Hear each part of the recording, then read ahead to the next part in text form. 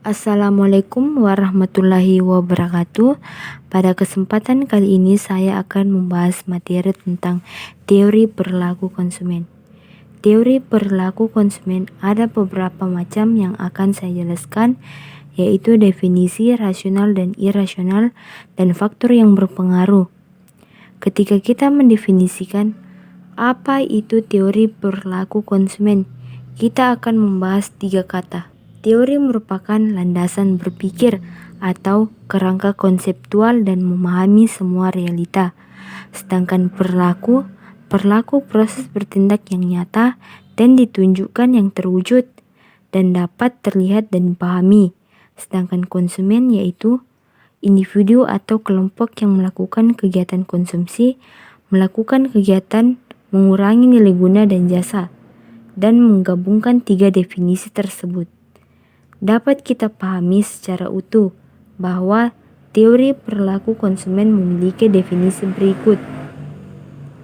Kerangka berpikir yang digunakan untuk memahami proses dan tahapan tindakan yang dilakukan individu atau kelompok guna memanfaatkan atau mengurangi nilai guna barang atau jasa.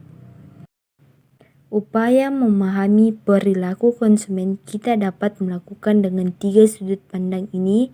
Yang pertama, proses sebelum pembelian. Kedua, ketika pembelian pasca. Ketiga, pasca pembelian. 3 sudut pandang inilah yang digunakan oleh pakar ekonomi dan pakar yang lainnya.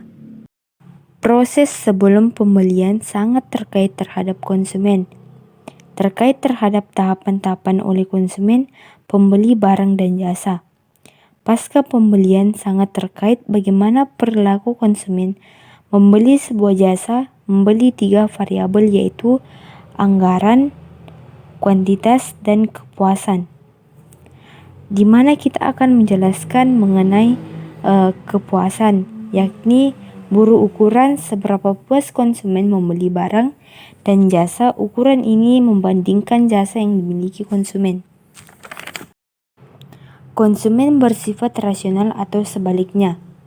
Kita akan mengetahui berbagai macam yang akan saya jelaskan mengenai perilaku konsumen rasional memiliki ciri utama berhati-hati bertindak dalam konsumsi mereka, selalu mempertimbangkan segala sesuatu yang dia lakukan.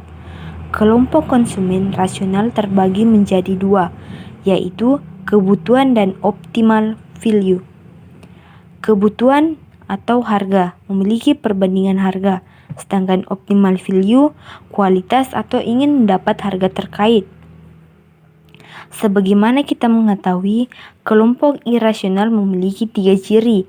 Yang pertama, terpengaruhi orang lain, maksudnya ingin meniru yang dilakukan orang lain. Yang kedua, keinginan dan gengsi. Saya akan menjelaskan sedikit mengenai itu. Tidak melihat barang yang digunakan atau yang lainnya. Yang ketiga, promosi, hal yang menjadi sangat penentu. Faktor perilaku konsumen terbagi menjadi 4. Yang pertama, sosial. Sosial yakni terkait keberadaan lingkungan sosial orang-orang terdekat di kalangan konsumen. Yang kedua, kultural, yaitu adat istiadat, budaya yang ada di sekitar mereka punya pengaruh terhadap perilaku orang. Yang ketiga, personal, yakni terkait personal yang ada pada diri seseorang, misalnya terkait tentang jenis kelamin, usia, tingkat pendidikan. Yang keempat, psikografis, yakni pola hidup seseorang. Tingkat kepuasannya itu saya akan menjelaskan ada beberapa macam. Yang pertama itu nilai guna, tingkat kepuasan setelah mengkonsumsi barang dan jasa. Yang kedua itu total utility, total kepuasan yang dirasakan seseorang ketika mengkonsumsi sejumlah barang atau jasa. Yang ketiga itu marginal utility, tambahan kepuasan tiap unit tambahan konsumen. Selanjutnya teori nilai guna ordinal, yakni kepuasan dapat diukur dan konsumen punya anggaran atau uang.